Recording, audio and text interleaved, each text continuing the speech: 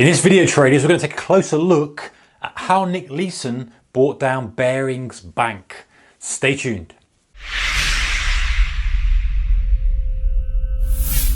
Hey traders, a very warm welcome to you. Okay, so how Nick Leeson brought down Barings Bank and lessons that we can learn from it as retail traders. Yes, none of us are probably trading the same kind of size, but the lessons are the same. The psychology is the same. Let's look at the timeline.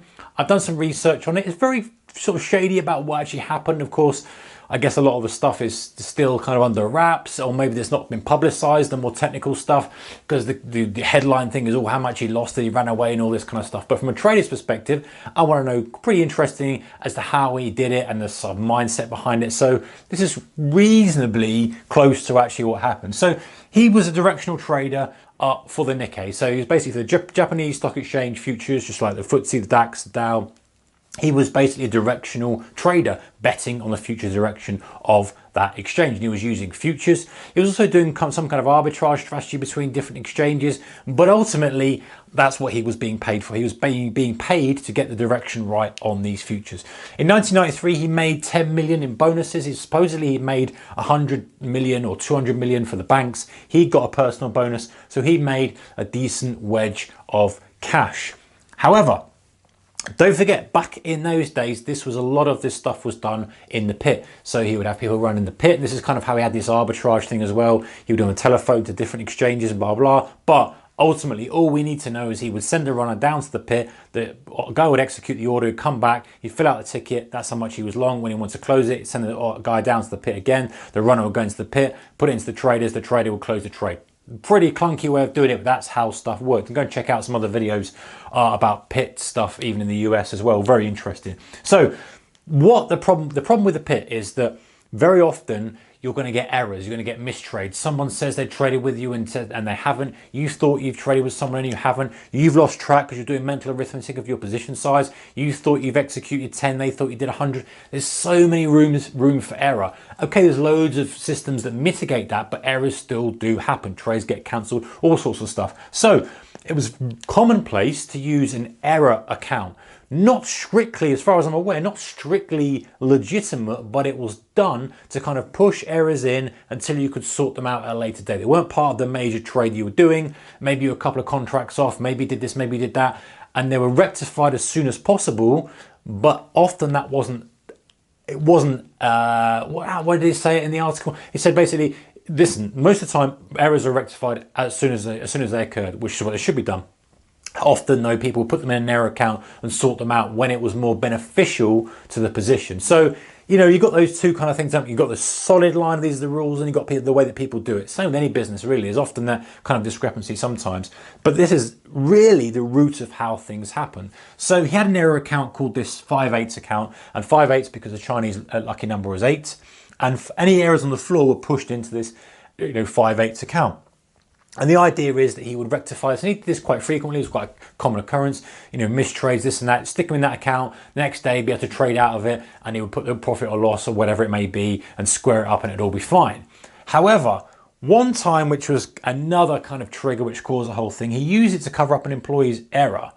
Okay, I've put error twice there, we don't need to do that. An employee's error. This was big enough, I don't know what the error was, but it was big enough to ultimately get this guy fired. He did something really, really bad. So Nick Leeson tried to cover it up for him and stick it in this 5/8 account. When it was in the 5/8 account, this is when things started bad happening. This was a big error.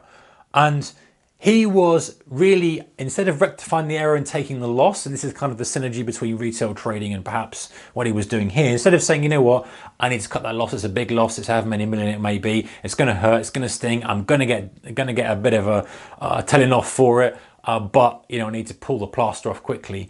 He kept it in there. He hoped it would come back, because before trades had come back, or they've been less damaging, or whatever it may be, for whatever reason, he didn't decide to deal with it there and then. This ultimately then caused much more of a cascade of problems for him. He started adding trades to trade out of the loss. How many times have you been there as a retail trader? You're down a lot on the day. You try and trade your way out of it to come back positive. You know you're not trading from the right place. You're trading purely for the wrong objectives. It's a big hole. Maybe it's a couple of grand hole for you as a retail trader. For Nick Leeson, it was 100 million hole plus. You know, in 1994, he was down hundreds of millions in this 5/8 account. And his sole thing was to try and get enough money to get a big enough trade to recover that loss. He was going all or nothing. Now, he was basically long Nikkei futures hoping for a recovery. That was ultimately his position. He was doing some kind of other straddles. He was selling options to fund it as well. So he was like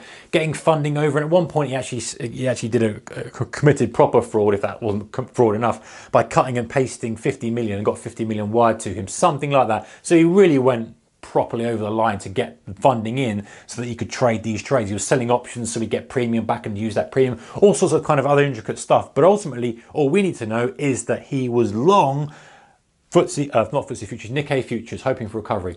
Next day, earthquake came out, or not next day, pretty soon after, an earthquake came out. He was already long aggressively. He was then buying more during the day to try and prop up this market. Now, that is a real losing proposition. You know, it's a big market in Nikkei. You're only going to be able to stop the flow for maybe a short period of time. But ultimately, you know, when all that money's coming in, everyone's selling. Don't forget, we're already in a bit of a recession already, and the earthquake. Same with any trend, guys. Trend bear market, negative news hits it harder. Bull market, bullish move hits it more, gives it more boost.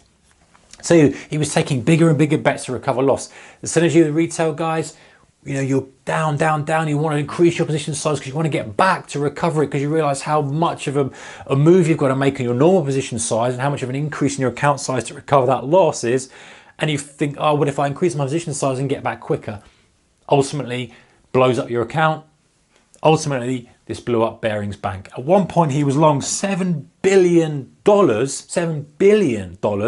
notional of Nikkei futures. And I've worked out that, and this is literally just mental arithmetic. Someone can correct me if I'm wrong in the comment section below. At about £318,000 per point, if you were to spread back that now.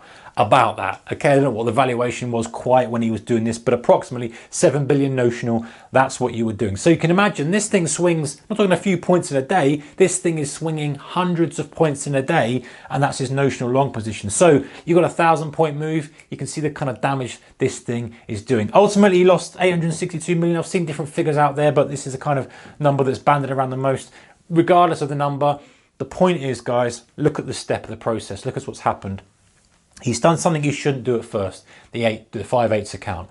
One little slip. Instead of saying, hey, you know what, I've made the mistake there, let me take charge of the situation and not let this get any worse. He's let it get a bit worse by putting a bigger error into it. So he's already got a bad habit. He's probably got away with it multiple times. I'm not sure how many times he did, but he's got away with it a few times by the errors being unwound. He's traded out of it, whatever it may be. Then it becomes a little bit too big. And of course, now he's so committed to it and his mind is wired to think, hey, before I manage to get out of it, I'll be able to get out of it again. And why shouldn't I? You know, I'm just going based on previous experiences. He does it. He makes a big hole for himself. He helps his employee out. So he's kind of got a good heart. He's not trying to screw over this guy. Ultimately, I guess the correct thing was just to say, hey, mate, you're going to have to hold your hands up for that one and take on the chin whatever happens, you know, but he didn't think ahead of it. He didn't think of where this could lead to. Now he's basically in such a hole that he's had to commit fraud and even more bend the rules. He's already bending the rules a little bit. Now he's got to break them fully and get money wired to him to try and undo this damage. I believe at some point as well, Barings reported earnings as well, which he was part of the manipulation for, which weren't true. So this is now escalating hugely. And his one thing in his mind is, if I can only get my money back, if I can get the money back and get out of it, I'll be fine. I might lose my job, but at least everything will be fine. And of course, you know, he could have maybe taken the hit there. I'm not sure how much damage that would have, pretty severe damage, but it would have been fired. It would have been okay-ish. But instead, he's doubled up, gone massive bets right towards the end, as it tends to be. You end up getting really aggressive, want to get the money back, bang, and it only takes this one then catalyst, which happens to be the earthquake. Could have been anything else, and it was game over. He had to just run away and eventually got caught, sent to prison. And Barings went under. So, interesting story. Bit of a synergy between, or a bit of a link between retail trading and this, purely because he's a human being. He was a human being. He is still a human being like us. And so he's got the same thought process, just on a bigger scale. And instead of us wiping out an account, unfortunately, because they had no risk, there were no risk controls in place, he wiped out Barings. All right, guys, thumbs up if you like this kind of stuff. See you in the next one. Take care. Bye-bye.